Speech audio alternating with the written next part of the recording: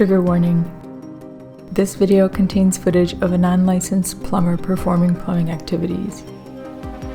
If you find this type of content triggering, please click off and stay tuned for my future non-plumbing videos. Thank you. This is a continuation of my previous video on my bathroom remodel, so if you haven't seen that, don't forget to check that out.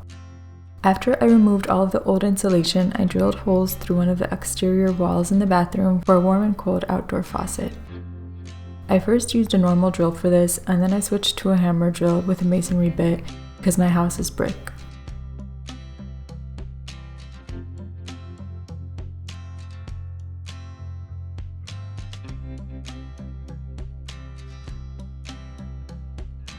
After the holes were drilled, I inserted the faucet into the exterior wall and drilled 2 additional holes in the places where it would get screwed into the wall.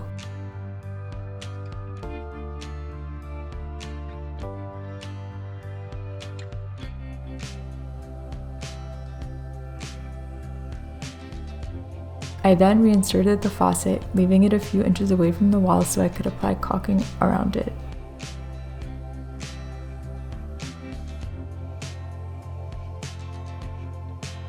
I fastened it to the wall using masonry screws and filled any remaining gaps from the inside with expansion foam once all of the caulking was dry.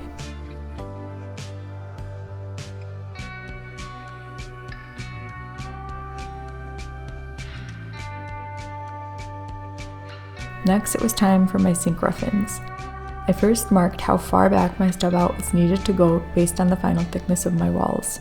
I got copper stub outs with a Pex A adapter at the bottom for my supply pipes.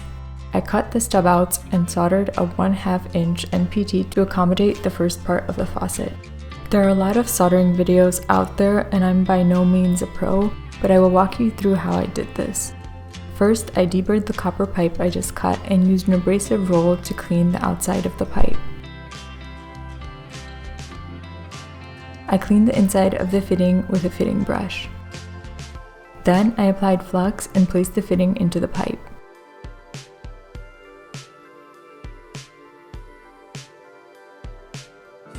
I used a torch to heat up the connection, testing the solder against the joint every so often to see if it melted. You have to make sure not to put the torch into the solder. When the joint is hot enough, that heat will melt the solder and will draw it into the connection. For me, putting the torch opposite to where I would be applying the solder when possible helps with this. Once the joint is hot enough, you just touch the solder to the connection and it melts inward. I repeated the step 3 more times until I had 4 stub outs.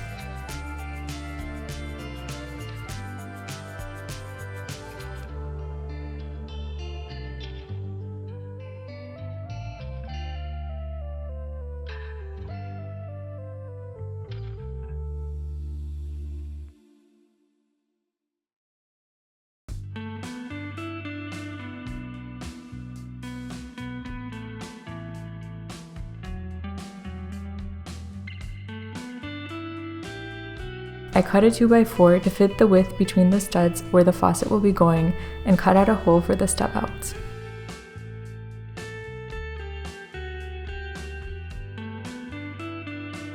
I had to notch out a little part of the wood from the back to accommodate the curve of the copper, which I did with my oscillating saw.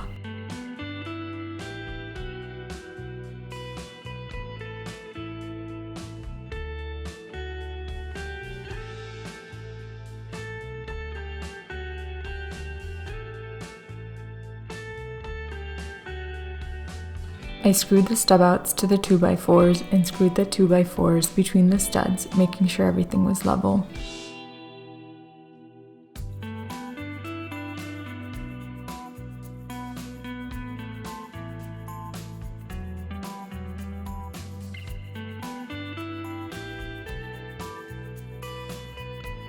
I put 2 1x3 boards below the stub outs to later secure the on-off valves too.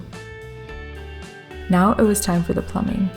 I cut Pex A pipes to the length that I needed and used a ring and expander tool to get the pipe into the fitting.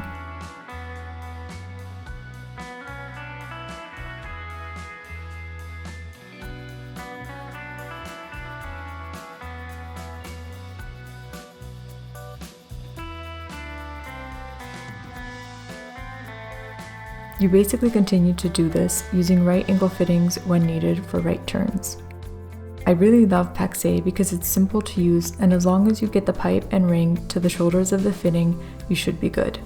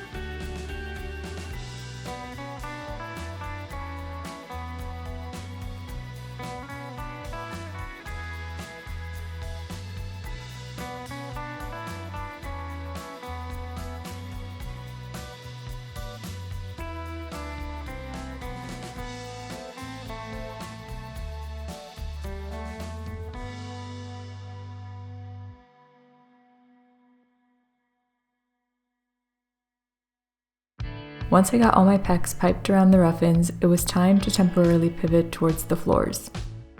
I thought it would be a great time to get the rotted subfloors out for easier access to the crawl space and to better visualize where to drill holes to get the pecs into the crawl space. To do this, I first unscrewed the screws holding together the old vent.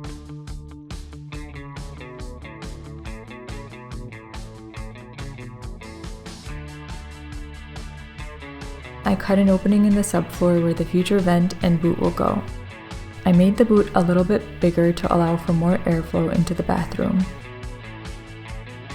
I attached the boot to the vent in the crawl space and secured it into the new hole.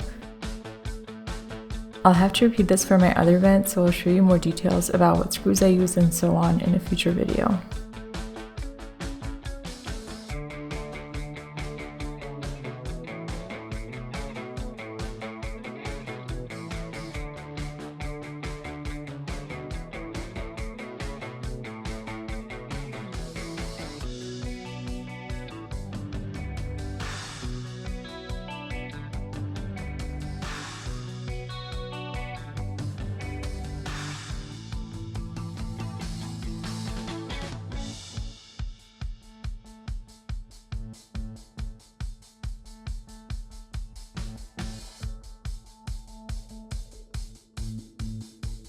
Finally, it was time to remove the rotted subfloor. To do this, I first lifted the top layer of plywood, allowing me to visualize what was going on with the bottom layer. I didn't want to cut through both layers at once because I wanted the top board to overlap with the seams of the bottom boards. I took out the bottom layer of plywood by sections, making sure that the edges I was removing were halfway over the floor joists. This required careful cutting as to not inadvertently cut into the floor joists, but I was able to do this by keeping my blade depth just shy of my board thickness.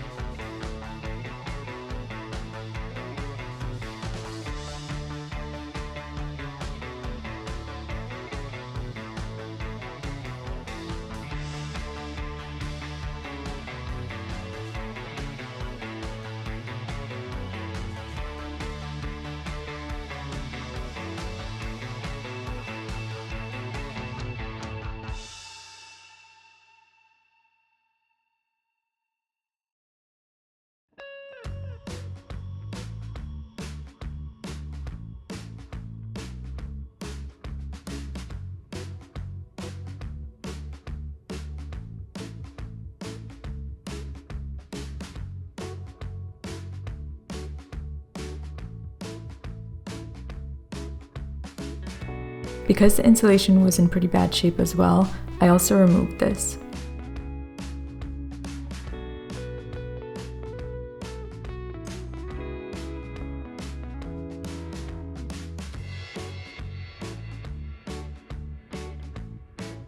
After that, I took out all the nails. I have to admit, this made it so much easier to access the crawl space that it made me wish I removed these subfloors before moving the drains. It probably would have saved me a lot of time crawling around in the dark, but I guess hindsight is always 20/20, and I'm happy at least I did it before the repipe. Because I have polybutylene pipes all over this house, I'll have to repipe the whole house, and having this type of access to the crawl space is going to be really helpful. Anyway, being now able to visualize the crawl space, I drilled holes for the Pex pipes below the rough-ins and fitted pipes to the valves and down into the crawl space. Since I was using clear pipes, I applied red tape for the hot lines and cold tape for the cold lines. Then I used support clips to secure the Pex to the boards I installed. And that's it for this video. Stay tuned for the next one to see more progress on this project.